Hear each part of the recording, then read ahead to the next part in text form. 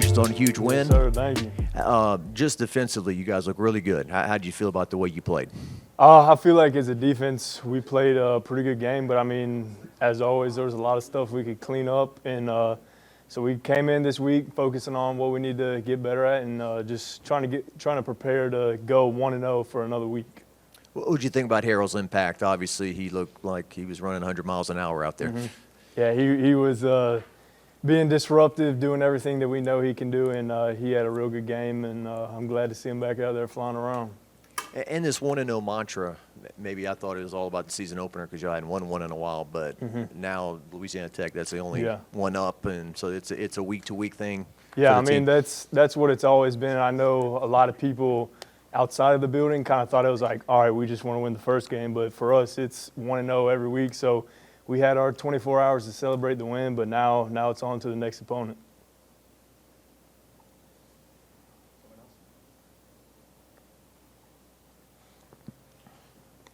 Talk about a little bit about the communication of what it's taken for Blake Baker's kind of defense to kind of formulate here. You know, be able to hold a top 5 opponent to only 10 points is not easy. How does that kind of mentality of being able to communicate with the guys around you, especially your brother, to be able to hold those guys like that, especially a talented offense? Yeah, I mean, for me, it's all about communication, especially being in the middle. So I got to talk to the D-line every play. I got to talk to the secondary.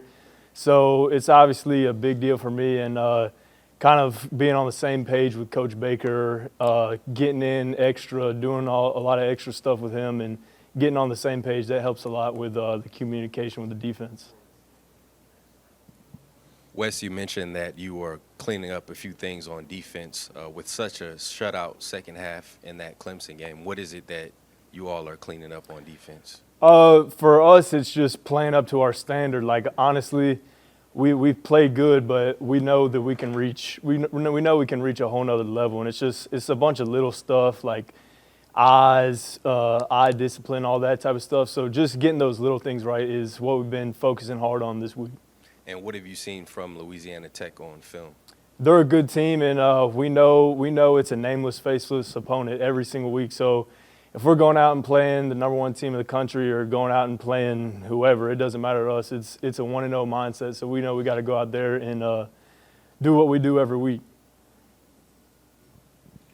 Playing upon that a little bit, Coach Kelly talked about yesterday with the media about wanting to keep that intensity. You know, they saw LSU last year, played Nicholls State in a similar situation, a little bit slow.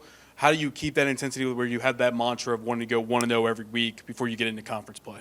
Yeah, for us, for a defensive standpoint, I know that Nicholls game last year was not too fun for us. I mean, I think we gave up like 200 yards rushing or something like that. So we've been watching a little bit of that film just to kind of get that fire going for us and not let that happen again to us this year.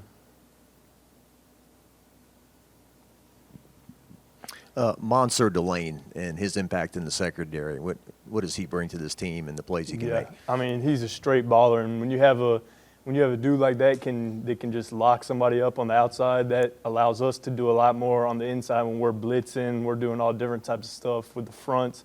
So he really allows us to have a lot more freedom just because of how much of a blanket he was. The interception, was that a case of kind of the whole defense working together? Because it looked like Patrick Payton got in his face and forced the throw early. And Yeah, and I mean, that's kind of the defense we play. It's complementary defense, and it starts up front. When dudes are getting pressure and corners are going to be making plays, and when the corners are locking down stuff, we're going to be able to get after the quarterback. When you guys got put on the field there at the end and there at your 23-yard line and, you know, had a long losing season openers and it could have been, hey, here we go again, but you guys were confident, hey, we're going to shut this thing down. Oh, yeah, and I think when we had 11 dudes run out there, we all knew what we were going to do. We said before, we do this every week in practice, so it's just the same thing as every week leading up to it, and we just know we had to go out there and execute, and we got it done. Two more questions? Anybody? Talk a little bit about Harold, about his ability to fly around. You know, he's similar to the play that kind of, you know, ended the game. Yeah. His ability to fly free like that, something that we've seen past years, and it kind of seems like he's settling in there at Star. Yeah, I think he's doing a great job with it, and he's really stepping up and being more of a vocal leader. That was a big thing for him. I know this offseason he's out there talking. He has all the confidence in the world, and we got all the confidence in the world in him. Last one? Yeah.